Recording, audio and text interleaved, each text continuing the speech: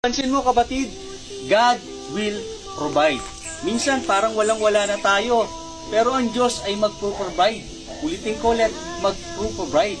Ayon po sa Philippians 4:19, nandiyan po sa screen na lumabas, na kung saan mayaman ang ating Diyos. Hindi po niya tayo iwan, hindi niya tayo pababayaan. Alam ng Diyos ang bawat pangangailangan mo. Ulitin ko ulit, alam ng Diyos ang bawat kailangan mo. Manatili ka o manatili ang iyong presensya sa Kanya o ang pananampalataya mo sa Diyos sapagkat God will provide.